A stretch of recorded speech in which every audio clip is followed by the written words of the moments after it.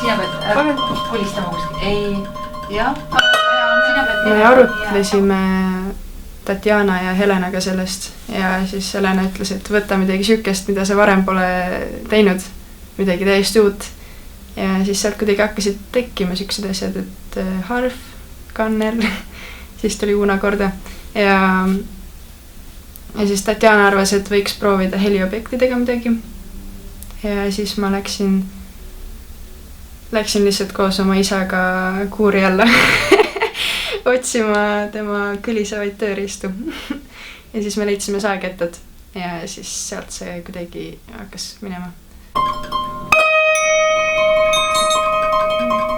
Mis on sinu võttepuudus Võrumetsast? See on üsna piltlik nimetus tegelikult sellele mõttele, mis mul on. Et mõte tegelikult selles loos on see, et sa mingi etapp sinu elus, sa pead käima läbi mingisuguse teekonna, kus sul tulevad vastu raskused ja sa pead enda hirmule vastu astuma. Helilooja, küsimus.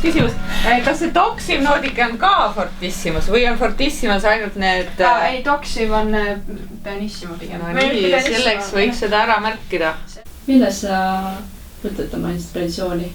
Võiks öelda, et lähed metsa jalutama ja siis sealt tuleb. Aga see on pigem lihtsalt, et sa leiad endast selle vaikuse ja siis sellest vaikusest hakkab see tulema.